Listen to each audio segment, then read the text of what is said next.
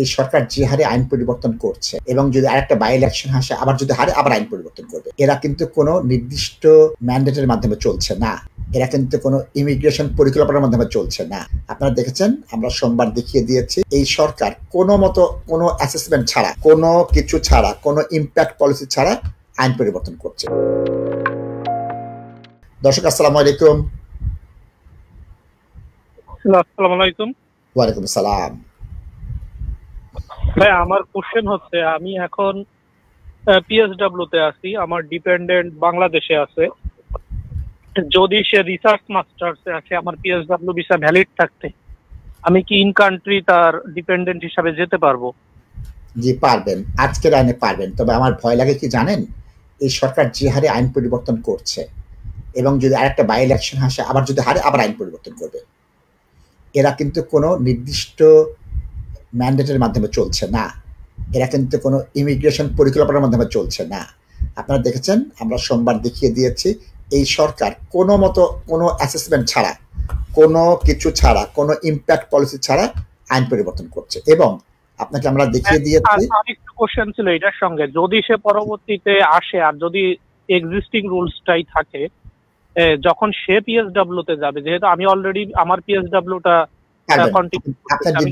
পারবেন, আর ডিপেন্ডেন্ট হতে পারবো, আপনার ডিপেন্ডেন্ট হতে পারবেন, আজকের আইনে ডিপেন্ডেন্ট হতে পারবেন, কিন্তু আজকের আইনটা সেই সময় পর্যন্ত থাকবে এই নিশ্চয়তা আপনাকে আমি দিতে পারছি না দর্শক, তাই না? আপনি বলেছেন যদি থাকে তাহলে অবশ্যই চেঞ্জ হতে পারে, বাট নতুন যে মানে হোয়াইট পেপারটা আসছে, এইখানে কি এই ধরনের কোনো রেস্ট্রিকশন সোফার আছে ভাইয়া? আপনি এটা দেখেন, আমি যেটা দেখাচ্ছি সেই জায়গাটা দেখেন। আমি চলে যাচ্ছি এখানে, না আমি চলে যাব এই জায়গাটায়। এখানে দেখেন আপনার এই যে এখানে কি করলো, পার্লামেন্ট বলতেছে Home Office limited understanding about skill worker. Home Office এই স্কিল ওয়ার্কার ভিসা কি তারা জানেন না, তারা fail to access route risk including exploitation of worker আর কি non compliance of visa condition. সুতরাং এইখানে যদি আমি এইখানে 36 পৃষ্ঠার যে রিপোর্ট, সেই রিপোর্টটায় যাই, 36 পৃষ্ঠার রিপোর্টটা এইখানে দর্শক, এখানে কি করেছে হোম অফিসকে বারবার বলে দিচ্ছে পার্লামেন্ট থেকে পাবলিক অ্যাকাউন্টস কমিটির রিপোর্ট। এখানে বলতেছে যে 2024 সালে 6,30,000 লোক এসেছে, ডিপেন্ডেন্ট এবং মেন অ্যাপ্লিক্যান্ট সহ, এবং এখানে অনেক কেলেঙ্কারি হয়েছে, এটা হয়েছে সেটা হয়েছে। পরে নিচে সুন্দর করে বলেছে যে তাদের রিকমেন্ডেশনগুলো কি, একটা বোল্ডে লিখেছে আরেকটা নর্মাল লিখেছে, এবং এখানে রঙিন করে রিকমেন্ডেশনগুলো হোম অফিসকে বলে দিয়েছে। বরংবার জায়গায় বলেছে হোম অফিস এটা রাজনৈতিক সিদ্ধান্ত নিচ্ছে, হোম অফিস এটা সঠিক করছে না, হোম অফিস এখানে অতিরিক্ত ভিসা দিচ্ছে, হোম অফিস নিজের আইন নিজে মানছে না। সুতরাং আমরা কি দেখতে পাচ্ছি, এই সবগুলো রাজনৈতিকভাবে তারা নিচ্ছে এবং যথার্থভাবে এই দেশের পার্লামেন্ট তার ডিউ ডিলিজেন্স করছে। আপনি যে আশায় আছেন ওই আশাটা আমার নেই যে সব থাকবে, তারা ডিপেন্ডেন্টের প্রতি ন্যায্য আচরণ করবে। অবশ্যই আপনার ডিপেন্ডেন্ট আসা উচিত, আপনার পাওয়া উচিত, কিন্তু রাজনৈতিক বাস্তবতা কি হচ্ছে? রাজনৈতিক বাস্তবতা হচ্ছে হোম অফিস এটা বুঝবে না।